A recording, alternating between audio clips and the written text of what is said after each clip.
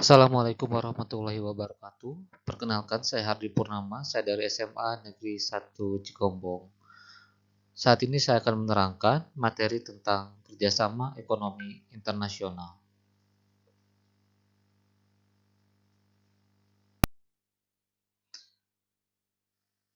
3.2 berkaitan halnya dengan menganalisa kerjasama ekonomi internasional dan 4.2 menyajikan hasil analisis bentuk-bentuk kerjasama ekonomi internasional untuk kompetensi dasarnya.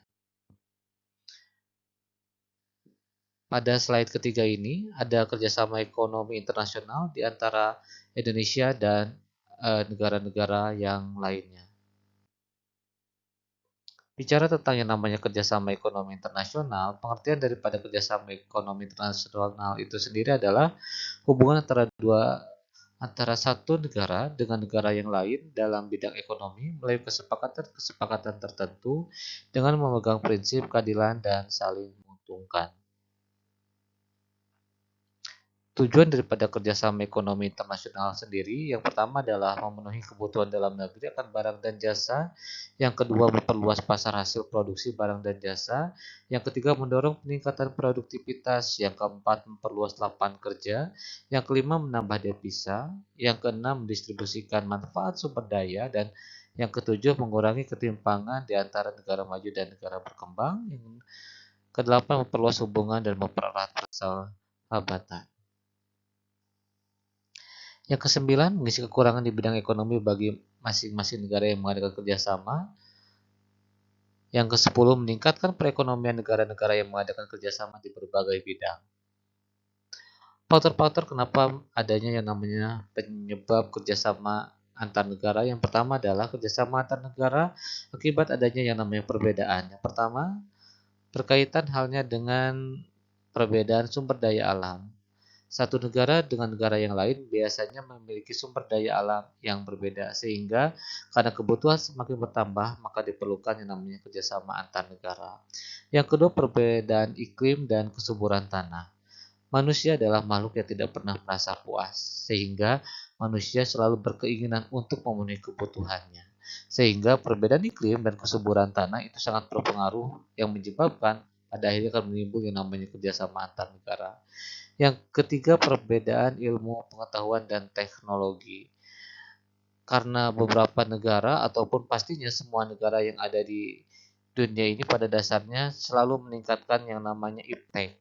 Sehingga karena kebutuhan manusia akan teknologi semakin bertambah, maka timbul yang namanya kerjasama antar negara. Perbedaan ideologi pun pastinya akan menyebabkan kerjasama antar negara. Kerjasama antar negara akibat adanya kesamaan-kesamaan. Yang pertama berkaitan hanya dengan kesamaan sumber daya alam. Yang kedua, kesamaan keadaan wilayah ataupun kondisi geografis. Yang ketiga, kesamaan ideologi. Yang keempat adalah kesamaan. Kerjasama antar negara di bidang-bidang ekonomi pada dasarnya terbagi atas bentuk kerjasama ekonomi antar negara.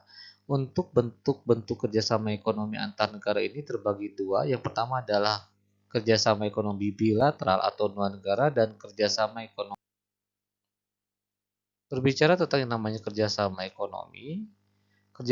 ekonomi bilateral atau kerjasama ekonomi antar dua negara ini pada dasarnya adalah kerjasama ekonomi yang antara satu negara dengan negara tertentu. Kerjasama tersebut hanya melibatkan dua negara saja. Contohnya misalkan pinjam meminjam modal antara Indonesia dengan Jepang, penyederhanaan tenaga kerja antara Indonesia dan Malaysia. Yang berikutnya adalah berkaitan hanya dengan kerjasama ekonomi multilateral. Untuk kerjasama ekonomi multilateral ini pada dasarnya kerjasama yang dilakukan oleh banyak negara.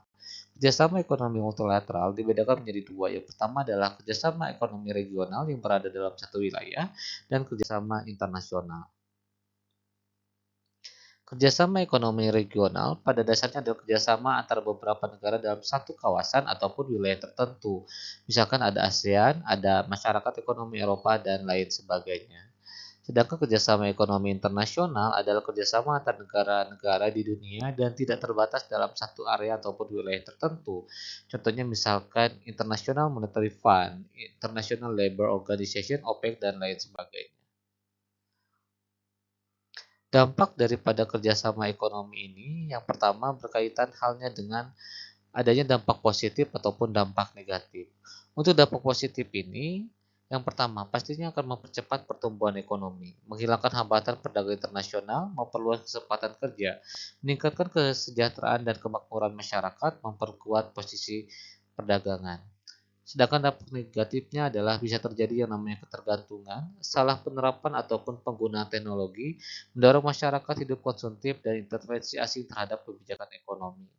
Demikian materi untuk saat ini berkaitan halnya dengan kerjasama ekonomi internasional. Terima kasih. Assalamualaikum warahmatullahi wabarakatuh.